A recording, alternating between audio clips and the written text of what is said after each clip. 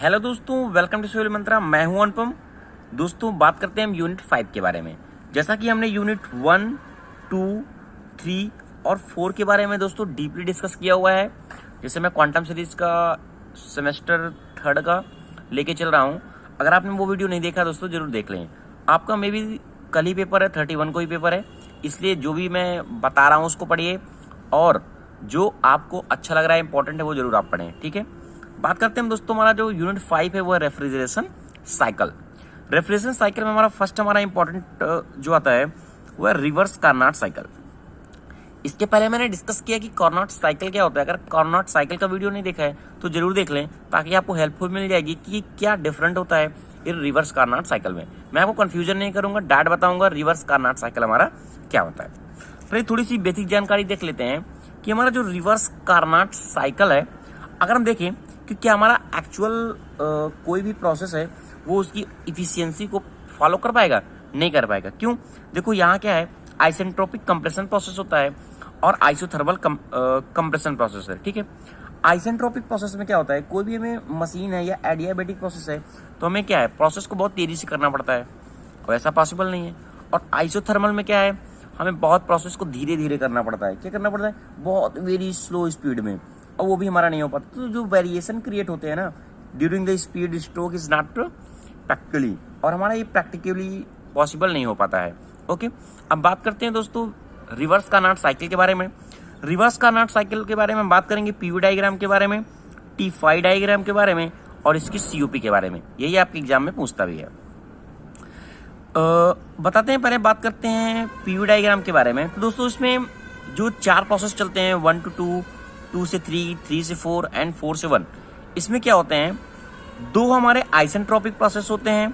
कैसे होते हैं? आइसेंट्रोपिक प्रोसेस होते हैं। और 2 हमारे कैसे होते हैं, आइसोथर्मल प्रोसेस होते हैं। कैसे होते हैं? आइसोथर्मल प्रोसेस होते हैं। ठीक है, अब देखो, अब आइसेंट्रोपिक प्रोसेस में क्या होगा, जो हमारी एंट्रोपी होती है ना आइसेंट्रोपिक पे, वो हमारी क्या रहेगी, कांस्टेंट रहेगी। देखते हैं, जैसे कि मैंने 1 से 2 कंसिडर किया है, ये हमारा जो 1 से 2 है, ये हमारा क्या है, आइसेंट्रोपिक कंप्रेशन प्रोसेस है। अब हमारा 1 से 2, पहले हम ग्राफ देख लेते हैं, फिर देख ले इसमें क्या क्या चेंजेस होते हैं। पहले हमारा क्या है, आइसेंट्रोपिक कंप्रेशन है। फिर क्या होगा, आइसोथर्मल कंप्रेशन 2 से 3, ये क्या है, हमारा आइसोथर्मल कंप्रेशन है। अब ये कंप्रेशन हो चुका है तो एक्सपेंशन भी तो होगा। अब ये 3 to जो हमारा 4 जा रहा है वो हमारा क्या, एक्सपेंशन प्रोसेस है। और हमारा जो 4 to 1 है, जैसा कि यहाँ आइसोथर्मल कंप्रेशन प्रोसेस था, यहाँ हमारा आइसोथर्मल एक्सपेंशन प्रोसेस हो जाएगा। वीडियो थोड़ा दोस्तों डग भी कर रहा होगा, हो सकता है साउंड भी क्रिएट हो रही हो, क्योंकि जस्ट अभी मॉर्निंग का टाइम है। मैं छत पे वीडियो रिकॉर्ड कर रहा हूँ, क्योंकि रूम पे इतना पॉसिबल नहीं है, सारे लोग सो रहे हैं, सबको डिस्टर्ब मैं नहीं कर सकता हूँ। इसलिए दोस्तों अगर थोड़ी प्रॉब्लम है तो आप एडजस्ट कर सकते हैं। मैं आपके लिए मेहनत करता हूं, आप मेरे लिए भी थोड़ा सहयोग करें। चैनल को ज्यादा से ज्यादा लाइक करें, शेयर करें और सब्सक्राइब करें। तो बात करते हैं हम 1 से 2 से। अब T5 डायग्राम पहले देख लेते हैं। जो हमारा T5 डायग्राम, जैसे मैंने बताया, एंट्रोपी चेंज है। अब 1 से 2 क्या है, आइसेंट्रोपिक हमारा प्रोसेस चल रहा है, आइसेंट्रोपिक कंप्रेशन प्रोसेस चल रहा है। जब आइसेंट्रोपिक कंप्रेशन प्रोसेस है तो हमारा क्या होगा, एंट्रोपी इसमें क्या होती है, कांस्टेंट रहती है। तो 1 से 2 क्या, देखो एंट्रोपी कांस्टेंट है, यानी S1 की जो एंट्रोपी है, जो S2 की एंट्रोपी है, वो क्या है, सेम है। ठीक है, अब से 2 से 2 जो हमारा 3 चल रहा है वो हमारा कैसा होता है, आइसेंट्रोपिक कंप्रेशन प्रोसेस। तो जब आइसेंट्रोपिक कंप्रेशन प्रोसेस है, आइसोथर्मल कंप्रेशन प्रोसेस है, तो आइसोथर्मल में क्या होगा, हीट कांस्टेंट रहेगी। तो 2 से 3 हमारा क्या है, देखो हीट कांस्टेंट है। ओके, ऐसे ही एक्सपेंशन प्रोसेस की बात करें आइसेंट्रोपिक की, 3 to 4 entropy will be the constant, S4 equal to S3 and 4 to 1 T1 equal to T4। This is called the compression process. कैसा, एक्सपेंशन। ठीक है, आइसोथर्मल एक्सपेंशन प्रोसेस। आपको समझ में आ गया दोनों साइकिल। अब इसको बनाने के बाद हमें क्या करना है, इसको डिफाइन करना है, फिर इसकी बात करनी है COP के बारे में। तो हम देखते हैं हमारा क्या क्या चेंजेस होते हैं आइसेंट्रोपिक में, कंप्रेशन प्रोसेस में और आइसोथर्मल कंप्रेशन प्रोसेस में। तो हम 1 से 2 जा रहे हैं। देखो, जब हम 1 से 2 जा रहे हैं तो इसका पहले बात करते हैं प्रेशर के बारे में। देखो, प्रेशर हमारा कितना था, 1 पे इतना था ना, मेरे कहने का मतलब। अब फिर क्या हो गया, प्रेशर चेंज हो गया, यानी प्रेशर क्या रहा है, इंक्रीज हो रहा है। प्रेशर इंक्रीज हो रहा है। अब वैल्यूम देखो, पहले क्या था, V1 था, फिर कितना हो गया, V2 हो गया, यानी वैल्यूम हमारा क्या हो रहा है, कम हो रहा है। तो आइसेंट्रोपिक कंप्रेशन प्रोसेस में क्या होता है, जो हमारा प्रेशर होता है दोस्तों ना, वो इंक्रीज करता है। और जो हमारा वॉल्यूम है वो डिक्रीज करता है, और हमारा इस कंडीशन में एट ए टेम्परेचर भी हमारा इंक्रीज करता है। क्यों? क्योंकि कंप्रेशन प्रोसेस है तो हमारा टेम्परेचर भी एक तरीके से हमारा क्या होता है, इंक्रीज ही होता है। ओके, ये हो गया हमारा आइसेंट्रोपिक कंप्रेशन के बाद प्रोसेस के बारे में, 1 से 2 के बारे में। अब हम बात करते हैं 2 से 3 के बारे में। जो हमारा 2 से 3 प्रोसेस है वो हमारा कहलाता है आइसोथर्मल कंप्रेशन प्रोसेस। कैसा प्रोसेस? Isothermal compression process. अब आइसोथर्मल कंप्रेशन है, आइसोथर्मल है, टेम्परेचर में कांस्टेंट क्या रहेगा, एक तरीके से हीट हमारी कांस्टेंट रहेगी। इसको क्या करेंगे हम, कंप्रेस करेंगे, वो भी कैसे, आइसोथर्मली, धीरे धीरे। तो ठीक है, तो इस देखिए में क्या चेंज आता है प्रेशर और वॉल्यूम पे। ये हमारा कितना था, P2 था, अब फिर कितना हो गया, P3 हो गया, यानी प्रेशर हमारा क्या इंक्रीज हो रहा है। ओके, इंक्रीज हो रहा है ना। अब वॉल्यूम देखो, वॉल्यूम कितना है V2 पे, ये वॉल्यूम V2 पे है और ये V3 पे है, यानी वॉल्यूम क्या हुआ, डिक्रीज हो रहा है। तो हमारा प्रेशर क्या हो रहा है, इंक्रीज हो रहा है, और वॉल्यूम क्या हो रहा है, डिक्रीज हो रहा है। अब देखो इस प्रोसेस में हमारी हीट क्या होगी, रिजेक्ट होगी। तो हम देखेंगे ना, अभी हमें वर्क डन भी फाइंड करना पड़ेगा, COP फाइंड करनी पड़ेगी। तो हम देखते हैं हमारा हीट रिजेक्ट कितना हो रहा है इसमें। आइसोथर्मल कंप्रेशन में हमारी हीट रिजेक्ट हो रही है, वो कितनी रिजेक्ट हो रही है, तो हमें जो हीट रिजेक्ट हो रही है वो कितनी हो रही है, 2 से 3 क्यू अमाउंट ऑफ। अब पता है देखो इंट्रोपी का और टेम्परेचर का रिलेशन हम देखें तो हमारा क्या होता है, S इक्वल टू dQ/T, यही तो होता है ना, एंट्रोपी इक्वल टू। अगर हम इंटीग्रेशन करें तो अगर हम dQ को फाइंड करना है, dQ को, this is the temperature Q/T, S equal to अपन Q/T होता है, तो S इंटू T लिख सकते हैं ना, तो वही मैंने लिखा हुआ है देखो, Q 2 से 3 के लिए हीट के लिए Q and T3, this is the T3 temperature T3 and S2 minus S3।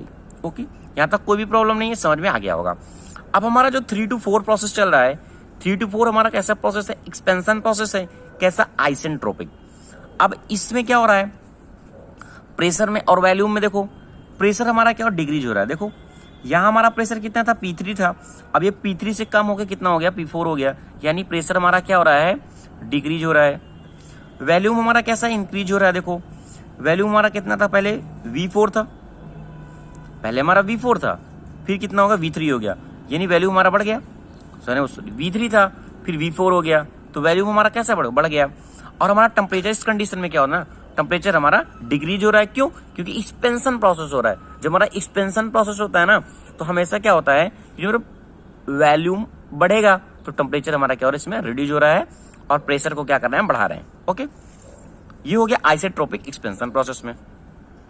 Next बात करते हैं 4 to 1 के बारे में, कि 4 to 1 हमारा क्या चेंजेस होंगे। जो हमारा 4 to 1 है, कैसा प्रोसेस है, पहले आइसोथर्मल एक्सपेंशन प्रोसेस है। कैसा प्रोसेस है, आइसोथर्मल एक्सपेंशन प्रोसेस है। अब देखते हैं इसमें प्रेशर और वॉल्यूम में क्या चेंजेस है। ये हमारा P4 था, अब कितना हो गया, P1 हो, यानी प्रेशर हमारा क्या हुआ, कम हुआ ना, प्रेशर हमारा क्या कम हो रहा है, बट वॉल्यूम क्या इंक्रीज हो रहा है। देखो पहले V4 था, फिर कितना हो गया, V1 हो गया, तो वॉल्यूम हमारा क्या इंक्रीज हो रहा है। बट ये क्या कर रहा है ना, हीट को एब्जॉर्ब कर रहा है। कैसा कर रहा है, हीट को एब्जॉर्ब कर रहा है। तो हीट जो एब्जॉर्ब हो रही है वो कितनी हो रही है, वो देखते हैं। ठीक है, तो Q4 to 1 देखो, अब दिख रहा होगा आपको, Q4 to 1, T4, this is the T4, यहां से T4 हमारा T4 है। अब S1 माइनस S4, इंट्रोपी के टर्म में S1 एंड S4 यहां से हम देख सकते हैं। ठीक है, अब देखो S1 इक्वल टू हमारा कितना है, यहाँ देखो S1 इक्वल टू क्या, S2 है। इसको एक टर्म में कन्वर्ट करने के लिए तो मैंने S1 को भी S2 लिख दिया, और यहाँ क्या है, S3 इक्वल टू S4 है, तो S4 हमारा जो लिखा था इसको मैंने S3 लिख दिया। और T4 इक्वल टू कितना है, T1 है, यहाँ देखो T4 इक्वल टू T1 है, तो T1 equal to S2 minus S3 हमारा हो गया। आपको प्रोसेस समझ में आ गया, पूरा साइकिल भी समझ में आ गया। अब हम बात करते हैं COP के बारे में, जिसे हम कहते हैं कोएफिशिएंट ऑफ परफॉर्मेंस कितना होगा। अब कोएफिशिएंट ऑफ परफॉर्मेंस को हम कैसे निकालते हैं, हीट एब्जॉर्ब हमारी कितनी हुई और हमने उस पर वर्क डन कितना किया। तो पहले बात करते हैं हीट एब्जॉर्ब के बारे में। हमें हीट एब्जॉर्ब तो ऑलरेडी हमने फाइंड कर लिया है, वर्क डन के बारे में बात करते हैं। तो वर्क डन हमारा कितना है, कितनी हमारी हीट रिजेक्ट हो रही है और हमारी कितनी हीट एब्जॉर्ब हुई है। तो हीट रिजेक्ट हमारी कितनी आई है, ये इतना वैल्यू हमारा है, दोनों को क्या करें, माइनस कर दें। दोनों को मैंने क्या किया, माइनस कर दिया। ठीक है, अब ये T3 इक्वल टू मैंने T2 क्यों लिया है, ये देखो यहाँ देखो T3 इक्वल टू T2 है, इसको इसी टर्म में चेंज कर दिया। तो T2 S2 minus S3 minus T1 S2 minus S3, ये हमारा हो गया T2 T1, और ये हो गया S2 S3। यहाँ तो कोई प्रॉब्लम नहीं है, समझ में आ गया। अब बात करते हैं इसको फाइनल सीओपी के बारे में। तो सीओपी हमारा क्या था, हीट एब्जॉर्ब कितनी हो रही है, ये हमारा निकल के आया है T1S2 - T1S2 अब वर्क डन हमारा कितना हमें फाइंड हुआ है, ये वर्क डन हमें फाइंड हुआ है T2 - T1 S2 अब ये हमारा क्या है, कैंसिल हो जाएंगे दोनों टर्म। तो हमारा जो सीओपी बनेगा किसका, रिवर्स कार्नोट साइकिल का कितना होगा, T1/T2 - T1। आशा करता हूं दोस्तों आपको इस समझ में आ गया होगा। दोस्तों वीडियो को आगे बढ़ाने से पहले आपसे रिक्वेस्ट है, अगर आप चैनल पर नए हैं तो चैनल को जरूर सब्सक्राइब कर लें। आपके जितने भी पेपर होंगे सब में मैं हेल्प करूंगा, आप मेरी हेल्प करेंगे। वीडियो में हम डिस्कस करेंगे बेल कोलेमैन साइकिल के बारे में, जिसे हम ब्रेटन साइकिल भी कहते हैं और रिवर्स जूल साइकिल भी कहते हैं। तो आज हम डिस्कस करेंगे बेल कोलेमैन साइकिल का प्रोसेस क्या होता है और पीवी डायग्राम हमारा कैसा रिप्रेजेंट किया जाएगा और टीएस डायग्राम के बारे में बात करेंगे। तो आइए हम बात करते हैं बेल कोलेमैन साइकिल के बारे में। जो बेल कोलेमैन साइकिल होता है इसमें मेनली हमारे 4 कंपोनेंट होते हैं। जो हमारा पहला कंपोनेंट होता है वो हमारा होता है कंप्रेसर। क्या होता है, कंप्रेसर होता है। और जो हमारा दूसरा कंपोनेंट होता है वो हमारा होता है कूलर होता है। और थर्ड हमारा है एक्सपेंडेयर होता है। और हमारा जो चौथा कंपोनेंट है वो हमारा होता है रेफ्रिजरेटर होता है। अब हम देखते हैं कि जो हमारे चारों कंपोनेंट होते हैं कैसे कनेक्ट होते हैं और कैसे वर्क करते हैं और हमारा जो पीवी डायग्राम है वो कैसे बनता है। तो हम देखते हैं। एक बात और बताना है कि जो हमारा ये रिवर्स कार्नोट साइकिल का एक मॉडिफाइड हमारा रूप है बेल कोलेमैन साइकिल। ओके, तो ये हमारे 4 कंपोनेंट हो गए। तो हम बात करते हैं 1 to 2। पहले हम आते हैं कंप्रेसर पे। जो हमारा 1 to 2 प्रोसेस होता है, 1 to 2 प्रोसेस हम कह सकते हैं, इसको मैंने मान लिया ए। जो हमारा 1 to 2 प्रोसेस है वो हमारा प्रोसेस होता है आइसेंट्रोपिक कंप्रेशन प्रोसेस होता है। 1 to 2 ये हमारा जो प्रोसेस है वो प्रोसेस हमारा होगा isentropic compression process. Isentropic compression process. Isentropic compression process में क्या होता है, हमारी जो इंट्रोपी होती है वह हमारी कांस्टेंट रहेगी। जैसे कि हम टी और एस डायग्राम में देखते हैं, हमारा 1 to 2 जो है इंट्रोपी क्या है, कांस्टेंट है। तो 1 to 2 हमारा प्रोसेस क्या होता है, क्या कहलाता है, वह कहलाएगा आइसेंट्रोपिक कंप्रेशन प्रोसेस। इस प्रोसेस में क्या होता है, जब हमारी कोई रेफ्रिजरेंट से हमारा जब जाता है, कोल्ड एयर हमारी जब जाती है तो वो कंप्रेसर में जब हमारी जाती है तो हमारा कंप्रेसर क्या करता है, उस एयर को क्या करता है, कंप्रेस कर देता है। तो जब कंप्रेसर हमारा वर्क करता है तो हमारा जो प्रेशर होता है, प्रेशर हमारा क्या करेगा, इंक्रीज कर जाएगा। तो जब हमारा प्रेशर इंक्रीज करेगा तो क्या होगा, टेम्परेचर भी हमारा इंक्रीज करेगा। तो इस कंडीशन में प्रेशर और हमारा जो टेम्परेचर होता है वो हमारा इंक्रीज करता है। लेकिन जब हमारा प्रेशर इंक्रीज करेगा, टेम्परेचर इंक्रीज करेगा तो वॉल्यूम हमारा क्या होगा, डिक्रीज हो जाएगा।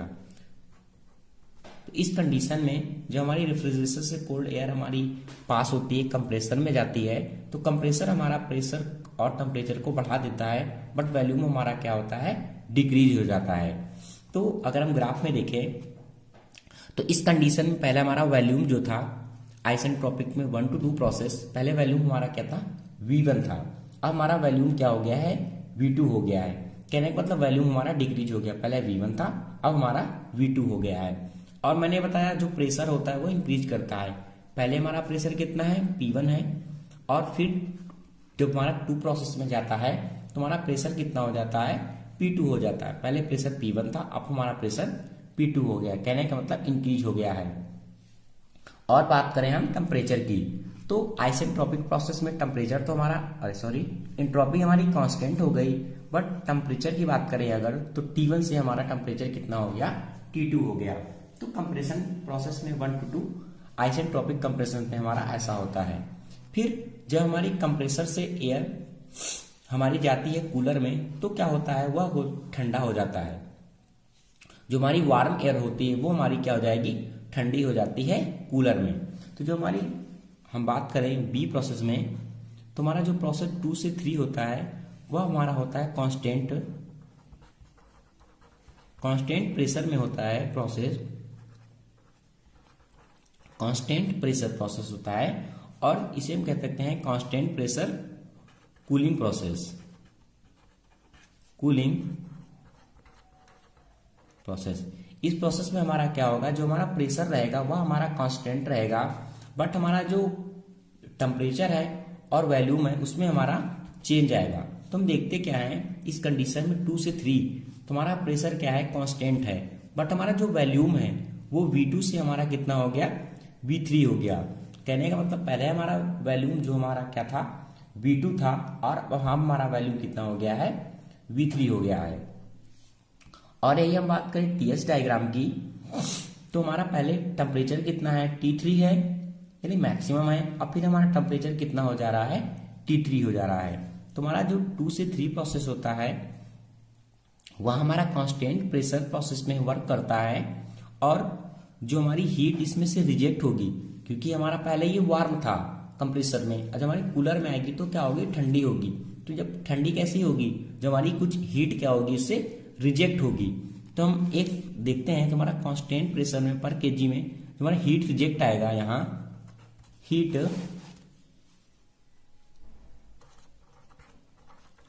हमारी रिजेक्ट जो होगी Q 2 से 3 जो हमारी हीट रिजेक्ट होगी वह हमारी कहलाएगी CP T2 माइनस T3। अब हम नेक्स्ट बात करते हैं 3 to 4। सी प्रोसेस में हम बात करते हैं 3 to 4। यह हमारा जो प्रोसेस कहलाता है वह कहलाता है आइसेंट्रोपिक एक्सपेंशन प्रोसेस। यह हमारा पहला प्रोसेस जो कहलाएगा आइसेंट्रोपिक एक्सपेंशन प्रोसेस।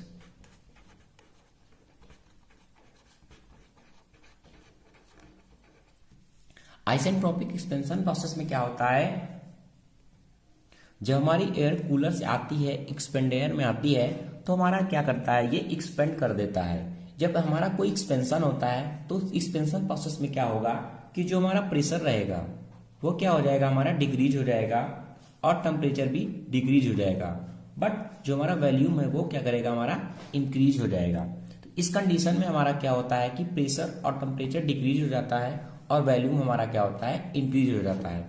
जैसे कि हम 3 to 4 प्रोसेस देखें, ये हमारा क्या था, कांस्टेंट प्रोसेस था, constant P equal to C, constant pressure process था। अब हम देखते हैं जो हमारा 3 to 4 है वो है आइसेंट्रोपिक एक्सपेंशन प्रोसेस है। इस प्रोसेस में क्या हुआ, प्रेशर और टेम्परेचर हमारा डिक्रीज हुआ, बट वॉल्यूम हमारा क्या हुआ, इंक्रीज हो गया। तो हम देखते क्या है कि 3 to 4 हमारा प्रेशर कितना था, P3 था, अब हमारा कितना हो गया, P4 हो गया। कहने का मतलब जो प्रेशर था वो पहले ज्यादा था, अब हमारा क्या हो गया, प्रेशर हमारा क्या हो रहा है, डिक्रीज हो जा रहा है। इसी कंडीशन में हम वॉल्यूम की बात करें तो वॉल्यूम हमारा कितना है, पहले V3 है, अब फिर हमारा V4 हो गया, वॉल्यूम हमारा इंक्रीज हो गया। अब हम देखते हैं T5 डायग्राम में 3 to 4, इसमें भी आइसेंट्रोपिक एक्सपेंशन होता है, तो इंट्रोपी हमारी क्या रहेगी, कांस्टेंट रहेगी 3 to 4, बट टेम्परेचर हमारा क्या है, T3 से हमारा कितना हो रहा है, T4 हो रहा है। अब हम लास्ट प्रोसेस की बात करते हैं 4 प्रोसेस की, तो जो हमारा 4 to 1 प्रोसेस होगा वह हमारा कहलाएगा constant pressure expansion process, expansion process. इस प्रोसेस में हमारा क्या होगा, जो हमारा हीट रहेगा वो क्या रहेगा, एक्सट्रैक्ट हो जाएगा फ्रॉम द रेफ्रिजरेटर से। तो इस कंडीशन में जो हमारी हीट होगी वह क्या होगी, एब्जॉर्ब हो जाएगी बाय द एयर से। तो हमारी जो हीट यहाँ क्या हो रही थी, हमारी रिजेक्ट हो रही थी, और हमारी जो हीट यहाँ एब्जॉर्ब होगी वह हमारी निकल के आएगी Q 4 to 1 CP T1 minus T4। तो अगर हम बात करें इसकी इफिशियंसी की, तो हमारी इफिशियंसी क्या होती है, इफिशियंसी होती है हमारी heat absorbed upon work done. Okay, work done.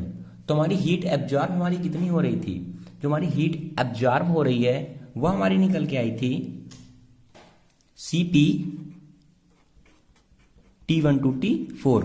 क्योंकि रेफ्रिजरेटर का हमारा वर्क क्या क्या हो रहा था, हीट हमारी क्या कर रही थी, एब्जॉर्ब कर रही थी। तो हमारा ये हीट एब्जॉर्प्शन प्रोसेस में हमारा निकल के आया Cp T1 माइनस T4। अब हम बात करते हैं वर्क डन की। तो हमारा वर्क डन क्या होता है, heat reject minus heat absorb. तो हीट रिजेक्ट हमने कितना निकाला था, Q3 Cp T2 minus T3, और जो हमारी हीट एब्जॉर्ब हो रही थी वो हमारी हो रही थी Cp T1 माइनस T4। अब हम देखते हैं कि अगर हम Cp कॉमन लेंगे तो Cp हमारा कैंसिल हो जाएगा, ये निकल के आएगा T1 minus T4 and T2 minus T3 minus T1 minus T4। अगर हम देखें तो इसके बाद हमारा क्या निकल के आया, अगर हम T4 यहाँ से कॉमन ले लें तो हमारा निकल के आएगा T1 अपान T4 माइनस 1, और यहाँ से हम जो कॉमन ले लें वो T3 कॉमन लेते हैं, तो T2 T3 माइनस 1 माइनस यहाँ से हम T4 कॉमन लिया तो T1 T4 माइनस 1। अब हम इसको इक्वेशन मान लेते हैं, ये हमारी इक्वेशन 1 है। अब हमने देखा था जैसे हमारा ग्राफ में वर्क कर रहा था 1 to 2, यह हमारा क्या वर्क कर रहा था, आइसेंट्रोपिक कंप्रेशन प्रोसेस। तो 1 to 2 अगर हम निकालें, अगर हम बात करें 1 to 2 जो हमारा हो रहा था वो क्या हो रहा था, आइसेंट्रोपिक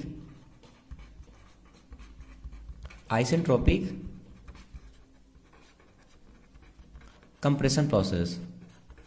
तो आइसेंट्रोपिक कंप्रेशन प्रोसेस हमारा क्या हो रहा था, T2 से T1 हो रहा था, जो हमारा निकल के जो आएगा P2 minus P1 gamma minus 1 अपान गामा। और जो हमारा 3 to 4 प्रोसेस हो रहा था, 3 to 4 वो हमारा हो रहा था आइसेंट्रोपिक एक्सपेंशन प्रोसेस। तो अगर हम बात करें 3 to 4 की, 3 to 4 हमारा क्या निकल के आ रहा था, isentropic expansion process, isentropic expansion process. Okay, तो हमारा जो निकल के बराबर हुआ रहेगा T3 अपान T4 equal P3 P4 gamma minus 1 अपान गामा। तो अगर हम देखें तो जो हमारा P2 और P3 है ये क्या है, कांस्टेंट प्रेशर पे इक्वल है। तो यहाँ हम P2 इक्वल टू P3 लिख सकते हैं, और ये हमारा P1 टू P4 भी इक्वल है। तो हम लिख सकते हैं P1 इक्वल टू P4। तो अगर हम ये वैल्यू को अगर यहाँ पुट करें, P2 equal to P3, P2 की बराबर P3 पुट कर दें, और P1 equal to P4, P1 की P4 पुट कर दें, तो ये हमारा क्या हो जाएगा, दोनों इक्वल हो जाएगा। ठीक है, जब ये इक्वल हो जाएगा तो हम लिख सकते हैं, तो जो हमारा T2 आएगा वो T1 के बराबर आएगा, और जो हमारा T3 आएगा वह T4 के बराबर आएगा। अब ये दोनों इक्वल हो जाएगा। तो अगर हम इसे और क्या लिख सकते हैं, हम लिख सकते हैं T2 T3 equal T1 T4। अगर हम इस वैल्यू को पुट करें, COP हमारी क्या निकल के आई थी, यह निकल के आएगी जो T1 अपान T4 माइनस 1। तो जो हमारी यहाँ निकल T1 अपान T4 T2 अपान T3 हम पुट कर सकते हैं। तो अगर हम दोनों में पुट कर देंगे तो ये हमारा क्या हो जाएगा, कैंसिल आउट हो जाएगा तीनों। तो जो हमारी COP यहाँ से निकल के आ रही है, COP वह निकल के कितनी आ रही है, T4 T3 माइनस T4। अगर हम यहाँ से कॉमन लेते हैं इसको, T4 कॉमन लिया तो T4 कैंसिल हो जाएगा, तो T3 T4 माइनस 1। अब हमने बताया था जो T3 अपान T4 है, तो हम क्या लिख सकते हैं इसको, P3 अपान P4 आइसेंट्रोपिक एक्सपेंशन प्रोसेस में। तो मैं इसे लिख देता हूं 1 अपान P3 P4 gamma minus 1 gamma minus 1। Okay, तो यह हमारा निकल के आएगा 1 अपान P2 या P1 gamma minus 1 one gamma minus 1। ये हमारा क्या है, एक आरपी टर्म में है, तो हम लिख सकते हैं 1 upon RP gamma minus 1 gamma minus 1। This is the efficiency of the Bell Coleman cycle. और जो हमारा RP है कंप्रेशन और द एक्सपेंशन रेशियो हमारा कितना है, P2 P1 equal P3 P4। Next दोस्तों जो बात करेंगे ओपन एयर रेफ्रिजरेशन साइकिल के बारे में and close air refrigeration cycle के बारे में। अगर आपने दोस्तों बेल कोलेमैन साइकिल का वीडियो नहीं देखा, बेसिक वीडियो, तो जरूर देख ले, उसमें भी सेम हमारी साइकिल ऐसे ही आती है। ओके, अब बात करते हैं कि ओपन एयर रेफ्रिजरेशन साइकिल हमारा क्या होता है और क्लोज एयर रेफ्रिजरेशन साइकिल क्या होता है और दोनों में डिफरेंट क्या होते हैं। ठीक है, पहले मैं साइकिल में दिखा देता हूँ कैसे इसका साइकिल चलता है। देखो ये क्या है, हमारा एक्सपेंडर है जहां हमारी क्या होती है, गैस एक्सपेंड हो रही है। ये क्या है, रेफ्रिजरेटर है, रेफ्रिजरेटर में जा रही है। ये हमारा क्या है, कंप्रेसर है। और फिर ये हमारा क्या है, ये हमारा क्या है, कूलर है। ये चार टर्म हमारे इंपॉर्टेंट होते हैं इसमें, ये रेफ्रिजरेटर, कंप्रेसर, कूलर और एक्सपेंडर। सेम इसमें भी होता है। देखो क्या है, इसमें भी क्या है, कंप्रेसर है, कूलर भी है और एक्सपेंडर भी है। बट क्या है कि जो रेफ्रिजरेटर हम यूज कर रहे हैं, ओपन एयर रेफ्रिजरेटर, यहां हम क्या करते हैं, इसका कांटेक्ट जो होता है ना वो एयर से होता है। एयर आ रही है, कूल हो रही है, ठंडी होके जा रही है, ये क्या है, यहाँ एयर का इंटरेक्शन होता है। बट यहाँ हम एयर को ना यूज करके एक ब्राइन सोल्यूशन को इन करते हैं और ब्राइन सोल्यूशन को आउट करते हैं, वही हमारा एक तरीके से रेफ्रिजरेटर सोल्यूशन होता है। तो ये इसकी दोनों का डिफरेंट है। यहाँ हम डिफरेंट की बात करेंगे, साइकिल के बारे में बात नहीं कर रहे हैं। साइकिल के बारे में ऑलरेडी मैंने डिस्कस कर दिया। ठीक है, तो अब देखो ये क्या है, पहले एक डिफरेंट समझ में आ गया साइकिल का कि यहाँ क्या है, रेफ्रिजरेटर में एयर का यूज कॉन्टेक्ट रहेगा, एयर का यूज करेंगे। यहाँ हमारा क्या रहेगा, जो हम ब्राइन सोल्यूशन का यूज करते हैं। तो मैंने पहला डिफरेंट लिखा है कि air come in contact directly with the space to be cooled. Okay, air का यूज करते हैं। यहाँ क्या है, the air does not come in contact with the space to be the cooled. हम एयर डायरेक्ट कॉन्टेक्ट नहीं करते हैं, एयर को हम पाइप से भी इसमें हम यूज करते हैं।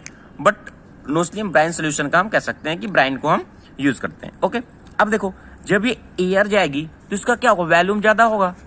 क्या होगा, वॉल्यूम ज्यादा होगा। जो वॉल्यूम ज्यादा होगा ना, तो जो हमारा कंप्रेसर है और जो हमारा एक्सपेंडर है, इसको क्या ज्यादा वर्क करना पड़ेगा, यानी इसको ज्यादा साइज चाहिए, क्योंकि एयर इसका क्या वॉल्यूम ज्यादा है। तो लार्ज साइज की हमें रिक्वायर पड़ेगी, किसकी, कंप्रेसर की और एक्सपेंडर की। तो वही हमारा सेकंड पॉइंट कह रहा है कि इसमें कंप्रेसर की और एक्सपेंडर हमारा क्या लार्ज साइज का जरूरत पड़ता है। इसमें तो ऐसी कोई कंडीशन है नहीं, तो इसमें हम लिमिटेड भी अकॉर्डिंग टू हमारा जो भी हमारा सोल्यूशन है उसके अकॉर्डिंग हम क्या कर सकते हैं, लिमिटेड कंप्रेसर और एक्सपेंडर की साइज को रख सकते हैं। अब जब ये एयर के कांटेक्ट में जा रहा है ना, तो ये क्या करता है, एक प्रकार से जैसे हमारा मॉइस्चर क्रिएट होता है ना, वाटर पार्टिकल क्या होते हैं, आउट होते हैं। जब वाटर पार्टिकल आउट होंगे, वाटर पार्टिकल निकलेंगे रेफ्रिजरेटर से, आपने देखा भी होगा, तो उसमें क्या है ना, इसमें ड्रायर की जरूरत होती है, क्योंकि मॉइस्चर क्रिएट होगा तो हमें ड्रायर की जरूरत पड़ेगी ना। तो इसमें क्या है, रिक्वायर्ड ड्रायर, इसमें क्या रिक्वायर्ड ड्रायर की जरूरत पड़ती है। बट क्लोज में कोई भी रिक्वायरमेंट ऐसी नहीं होती। अब जब इतना प्रोसेस हो रहा है, एयर का डायरेक्ट कांटेक्ट हो रहा है, एटमॉस्फेरिक एयर हमारी इसमें इंटर करती है और उसका वॉल्यूम क्या है, ज्यादा होता है। उसको हैंडल करने के लिए हमें क्या, कंप्रेसर को और एक्सपेंडर को लार्ज साइज की जरूरत पड़ती है। जब ऐसी जरूरत पड़ेगी तो हमारा क्या होगा, सीओपी भी हमारा क्या होता है, इसमें कम हो जाता है। इसका सीओपी कैसा होता है, लोअर होता है। But in the case of close system में हमारा जो सीओपी होता है उसका हायर होता है। तो ये दोस्तों कुछ इंपॉर्टेंट पॉइंट थे जो आपके एग्जाम पॉइंट ऑफ व्यू से बहुत इंपॉर्टेंट है कि ओपन एयर रेफ्रिजरेशन साइकिल हमारा क्या होता है, क्लोज एयर रेफ्रिजरेशन साइकिल क्या होता है और दोनों में डिफरेंट क्या होते हैं। आशा करता हूं दोस्तों आपको समझ में आ गया होगा। बात करते हैं हम नेक्स्ट की। अब बात करते हैं हम कि वेपर कंप्रेशन रेफ्रिजरेशन सिस्टम हमारा क्या होता है और ये हमारा कैसे वर्क करता है। तो देखो इसका वेपर कंप्रेशन रेफ्रिजरेशन सिस्टम क्यों वर्क पड़ा, क्योंकि इसमें हम क्या करते हैं, वेपर को क्या करते हैं, कंप्रेस करते हैं। एक तरीके से हम क्या करते हैं, इसमें वेपर को कंप्रेस करते हैं और उसी को हम क्या करते हैं, ठंडा करते हैं। इसलिए इसको हम बात करते हैं कि वेपर कंप्रेशन रेफ्रिजरेशन सिस्टम। इसके बारे में नेक्स्ट आगे जो हम पढ़ाएंगे तो बात करेंगे कि हमारा एब्जॉर्प्शन साइकिल इसी में क्या होता है। पहले हम अभी डिस्कस करते हैं कि वेपर कंप्रेशन रेफ्रिजरेशन सिस्टम क्या होता है। अब देखो कि कुछ इसके क्या है इंपॉर्टेंट टर्म है वो आप देख लीजिए। कंप्रेसर हमारा लगा होता है, कंप्रेसर के बाद ये क्या आ रहा है हमारा, ये हमारा कंडेंसर है, एक तरीके का हमारे ये रिसीवर है। कंडेंसर के बाद हमारा रिसीवर है जहाँ रिसीव होगी सारी चीजें। अब रिसीवर के बाद हमारा क्या है, एक्सपेंशन वाल्व है। एक्सपेंशन वाल्व के बाद हमारा इवेपोरेटर में जाता है और फिर ये कैंटिलीवर इस तरीके से वर्क करता है। तो इसके कुछ इंपॉर्टेंट कौन कौन से हमारे कंपोनेंट हो गए, compressor, condenser, receiver, expansion valve and evaporator. अब ये तुम्हारा एक साइकिल हो गया, कंपोनेंट हो गए। अब हम देखते हैं कैसे वर्क करता है। ठीक है, हम स्टार्ट करते हैं कंप्रेसर से। देखो कंप्रेसर का वर्क दोस्तों क्या होता है, कंप्रेस करना। क्या करना होता है, कंप्रेस करना।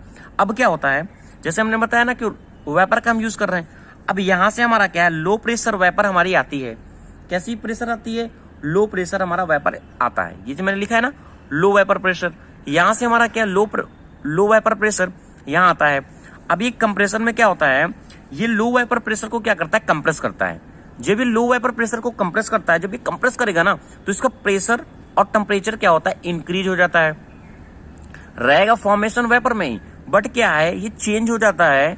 कैसा, इसका प्रेशर जो है और इसका जो टेम्परेचर है वो क्या हो जाता है, इंक्रीज हो जाता है। अब ये वाल्व के सहारे ये जाता है किसमें, कंडेंसर में। कंडेंसर का हमारा मेन वर्क क्या होता है, मोस्टली जो हमारे वेपर होते हैं उनको लिक्विड में चेंज करना। यही तो हमारा कंडेंसर का वर्क क्या होता है, वेपर को लिक्विड में चेंज करना। ठीक है, अब देखो इसमें क्या होता है, जब ये हाई प्रेशर वेपर हमारी और इसका टेम्परेचर भी हायर है, तो इसमें क्या होता है, कंडेंसेशन प्रोसेस होती है। वेपर क्या होता है, इस तरीके से इसमें धीरे धीरे जाता है, तो हमारी जो वेपर होती है ना वो कूल्ड हो जाती है और कंडेंस होने लगती है। जब कंडेंस होने लगती है तो हमारे जो वेपर होते हैं ना, इसमें ये जो हमारे वेपर होते हैं, धीरे धीरे क्या होता है, इसमें चेंजेस आने लगते हैं और हमारे जो भी कंडेंसेशन इसमें प्रोसेस होता है ये कूल्ड होने लगती है। अभी क्या हाई प्रेशर हाई टेम्परेचर है ना, जब ये कूल्ड होने लगती है तो इसका टेम्परेचर जैसे जैसे कंडेंसेशन स्टार्ट होता है, कूलिंग प्रोसेस होता है, तो ये हमारा चेंज हो जाता है लिक्विड में। यहाँ तक आते आते आते आते क्या हो जाता है, ये लिक्विड में चेंज हो जाता है। तो ये हमारा क्या बन जाता है, हाई प्रेशर लिक्विड वेपर बन जाता है। क्या बन जाता है, हाई प्रेशर वेपर लिक्विड बन जाता है। क्योंकि देखो अब इसमें दोनों पार्टिकल होंगे, वेपर के भी पार्टिकल होंगे और क्या होंगे, लिक्विड भी पार्टिकल होंगे। लेकिन मेन फंक्शन क्या है, लिक्विड वेपर से लिक्विड में चेंज हो जाते हैं। कुछ पार्टिकल हमारे बचे रहते हैं, बाकी क्या धीरे धीरे काफी चेंज हो जाते हैं। ठीक है, तब अब क्योंकि यहाँ लेटेंट हीट हमारी क्या होती है, एक तरीके से हमारी जो लेटेंट हीट होती है सराउंडिंग से, वो क्या होता है, कंडेंसेशन करता है। तो इस तरीके से हमारा चेंजेस होता है। तो फिर क्या होता है, जो हमारे लिक्विड में चेंज हो जाते हैं, जो हमारे कंडेंस लिक्विड बचते हैं, वो हमारा कहाँ जाता है, ये रिसीवर में जाता है। ठीक है, तो और ये हमारा जो भी कंडेंसेशन हमारा लिक्विड रहता है वो हमारा स्टोर हो जाता है रिसीवर में। अब जो हमारा रिसीवर होता है वो हमारा कनेक्ट होता है एक्सपेंशन वाल्व से। देखो यह हमारा क्या, एक्सपेंशन वाल्व से कनेक्ट है। ठीक है, बट हमारा क्या, ये हाई प्रेशर लिक्विड है। कैसा है, हाई प्रेशर लिक्विड है। अब ये रिसीवर से जब ये जाता है, रिसीवर इस तरीके से हमारा कुछ है, ठीक है, यहाँ फिल रहता है। अब एक्सपेंशन का मेन वर्क क्या होता है, एक्सपेंड करता है। जब ये हाई प्रेशर हमारा लिक्विड जाता है ना, तो जब ये एक्सपेंशन इसका प्रोसेस होता है, जब इसका एक्सपेंशन प्रोसेस होता है, तो इसका जो प्रेशर है और ये जो टेम्परेचर है ना, लो हो जाता है। क्या हो जाता है, लो हो जाता है। ये प्रेशर टेम्परेचर गया, एक्सपेंशन वाल्व से पास हुआ, तो हमारा जो प्रेशर अभी इंक्रीज था ना, हाई प्रेशर लिक्विड था, वो क्या हो जाता है, उसका प्रेशर और टेम्परेचर लो हो जाता है। बट क्या है, पूरे पार्टिकल तो एज ए लिक्विड में फाइंड नहीं होंगे। तो यहाँ क्या है, एक तरीके से हमारे लिक्विड वेपर दोनों की क्वांटिटी रहती है, बट हाई प्रेशर टेम्परेचर हमारा रहता है। ठीक है, अब ये क्या है, इसके बाद जाता है इवेपोरेटर में, एक्सपेंशन वाल्व के बाद। अब क्या करता है, जब ये इवेपोरेटर में आ जाता है लिक्विड और वेपर, तो इवेपोरेटर का मेन वर्क क्या था, इवेपोरेट करना। जो हमारे इसमें लिक्विड पार्टिकल रहते हैं ना, उसको भी क्या करता है, ये वेपर में चेंज करने की प्रॉपर्टी रखता है। क्योंकि क्या होता है, इवेपोरेशन प्रोसेस होगा, क्योंकि हमारा जो प्रेशर है और टेम्परेचर वो क्या हो जाता है, लो हो जाता है यहाँ से। क्योंकि एक्सपेंशन वाल्व से जब लो प्रेशर और टेम्परेचर हो जाता है इसका, तो यहाँ क्या है, लिक्विड भी हमारा लो प्रेशर हो गया, वेपर इंटर करता है दोनों इसमें, तो यहाँ इवेपोरेटर होता है। इवेपोरेशन प्रोसेस होता है जिसमें हमारा लिक्विड क्या होता है, वो भी हमारा वेपर में चेंज होने लगता है। तो क्या हुआ, जब ये पूरी तरीके से चेंज हो गया ना, तो लो प्रेशर वेपर हमारी मिल गई हमें। अब ये लो प्रेशर वेपर फिर हमारा कंप्रेसर में जाता है और फिर हमारा कंप्रेस करके इस तरीके से हमारा ये साइकिल पूरा चलता है। इसीलिए हम इसे कहते हैं वेपर कंप्रेशन रेफ्रिजरेशन सिस्टम। आशा करता हूं दोस्तों आपको कंप्लीट साइकिल समझ में आ गया होगा। जैसा कि मैंने समझाया है, आप वीडियो भी आप देखिएगा तो आपको कंप्लीट समझ में आ जाएगा कि जो जो मैंने बताया है वो पॉइंट बिल्कुल आपके एग्जाम पॉइंट ऑफ व्यू से बहुत ही इंपॉर्टेंट है। बात करते हैं नेक्स्ट में। अब दोस्तों हम बात करते हैं कि वेपर एब्जॉर्प्शन रेफ्रिजरेशन सिस्टम के बारे में। वीडियो को स्टार्ट करने से पहले दोस्तों आपसे रिक्वेस्ट है, आप चैनल को ज्यादा से ज्यादा लाइक करें, शेयर करें और सब्सक्राइब करें। बात करते हैं वेपर एब्जॉर्प्शन रेफ्रिजरेशन सिस्टम के बारे में। अगर आपने वेपर कंप्रेशन रेफ्रिजरेशन सिस्टम नहीं देखा है दोस्तों वीडियो में मेरा, तो जरूर देख लें। बात करते हैं हम वेपर एब्जॉर्प्शन रेफ्रिजरेशन सिस्टम के बारे में। हम वहां क्या करते थे, कंप्रेसर का यूज करते थे, या हम यूज करेंगे एब्जॉर्प्शन का, ठीक है, एब्जॉर्बेंस का। अब देखो वहां जो हम कंप्रेसर को रिप्लेस किए थे वो किसके वजह से रिप्लेस कर रहे हैं, जो हमारा जनरेटर है, ये पंप है, ये हमारे रिड्यूसिंग वाल्व है ना, यहाँ हमारा एक तरीके से हमारा क्या लगता था, कंप्रेसर लगता था, जो क्या कर रहा है, कंप्रेसर रिड्यूस कर रहा है। कंप्रेसर को मैंने हटा दिया और ये सारे टर्म को मैंने लगा दिया। और अदर यूनिट हमारी कौन कौन सी है साइकिल की, एब्जॉर्बर है, इवेपोरेटर है, एक्सपेंशन वाल्व है और कंडेंसर है, ठीक है। आपको ये सारे प्रोसेस याद रखने हैं। क्या क्या हमारा देखो चल रहा है, इवेपोरेटर, ये हमारा क्या है, एब्जॉर्बर है, फिर ये हमारा क्या है, पंप है, रिड्यूसिंग वाल्व है, ये हमारा जनरेटर है, यहाँ एक एनालाइजर लगा होता है, फिर इसके बाद हमारा कंडेंसर है, ये ऐसे साइकिल चलती है, ये हमारा एक्सपेंशन वाल्व है। ओके, इस तरीके से हमारे कुछ इंपॉर्टेंट पॉइंट होते हैं। अब देखो एक इंपॉर्टेंट पॉइंट क्या है, जो यहाँ हम दो चीज यूज करते हैं, एक हम यूज करेंगे NH3 का और यूज करेंगे वाटर का। जो NH3 है ना वो एक तरीके की हमारी रेफ्रिजरेंट है, और हमारा जो H2O है वो हमारा क्या है, एब्जॉर्बेंट है, क्योंकि वाटर की गुड स्पेसिफिक प्रॉपर्टी होती है, गुड एब्जॉर्बेंट होता है, ठीक है। और NH3 हमारा क्या है, अगर हम इसको एब्जॉर्बेंट हमारा इतना अच्छा नहीं होता, इसलिए हम इसको जो NH3 को यूज करेंगे रेफ्रिजरेंट में, और जो H2O को यूज करेंगे वो एज ए एब्जॉर्बेंट यूज करेंगे, ठीक है। अब देखते हैं हम साइकिल स्टार्ट करते हैं। हम अपनी साइकिल स्टार्ट करते हैं इवेपोरेटर से, ठीक है। कहां से यूज करेंगे, इवेपोरेटर से यूज करेंगे। तो जो यह इवेपोरेशन प्रोसेस होने के बाद, इवेपोरेशन प्रोसेस में क्या होता है, हीट को क्या करता है, ये बाहर से लेता है, किसके लिए, इवेपोरेशन प्रोसेस के लिए, क्योंकि यहाँ से लो प्रेशर हमारा टेम्परेचर लिक्विड इंटर होता है ना, तो क्या करेगा, इसको वेपर में चेंज करेगा ना, वेपर में चेंज करेगा। तो वेपर में चेंज करने के लिए क्या इवेपोरेशन प्रोसेस होगा, क्या इवेपोरेशन प्रोसेस, इवेपोरेशन प्रोसेस क्या होगा, बाहर से क्या करेगा, हीट को लेगा। ये हीट को क्या कर लिया, जब हीट को ले लेता है तो जो NH3 हमारी लिक्विड में रहती है ना, लो प्रेशर में रहती है, उसको क्या करता है, ये चेंज करके आगे भेजता है इवेपोरेटर, कैसे, लो प्रेशर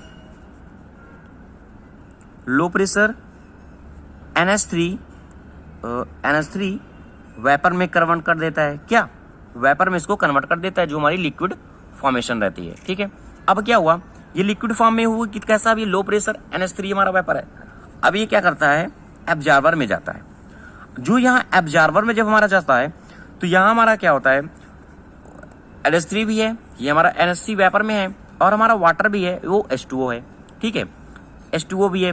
अब हमें क्या करना है, इसको जब हमारा दोनों ये मिक्सिंग होगी, अभी हमारा क्या, ये वीक सोल्यूशन है, कैसा क्या है, वीक सोल्यूशन है। जब इसमें एब्जॉर्बेंस का प्रोसेस होता है, एब्जॉर्प्शन का प्रोसेस होता है of ammonia vapour in A water, lower pressure in absorber, ठीक है। तो क्या है, इसका लो प्रेशर है अमोनिया का, तब इसमें जो भी चेंजेस होते हैं, जो हमारे NH3 है, क्या है, H2O की प्रॉपर्टी क्या है, स्ट्रॉन्ग हमारा क्या एब्जॉर्बेंट है, तो क्या करता है, ये एब्जॉर्ब करता है, और ये हम क्या करते हैं, इसको कूलिंग प्रोसेस इसमें क्या करते हैं, हम जनरेट करते हैं।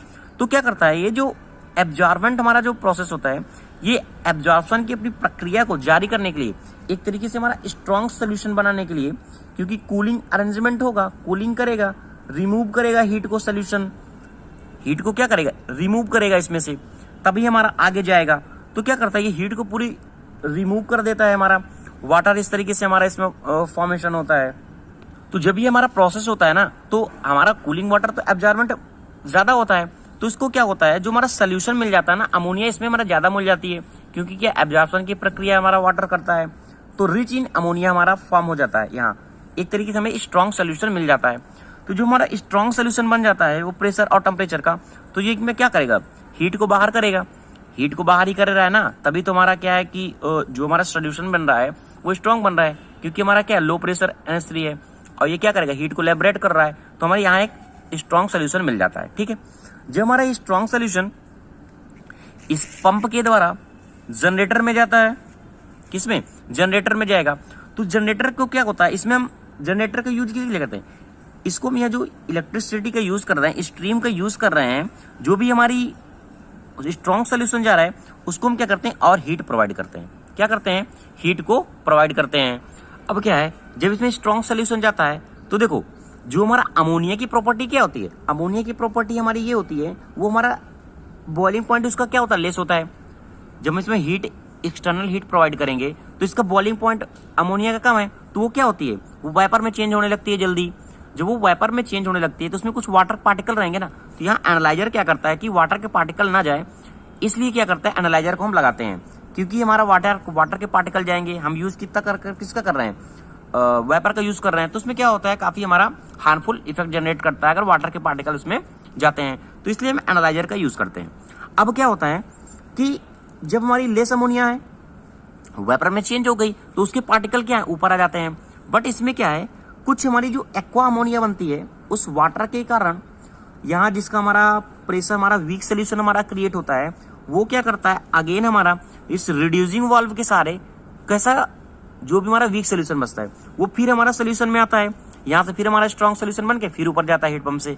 ये हमारा प्रोसेस यहाँ होता है।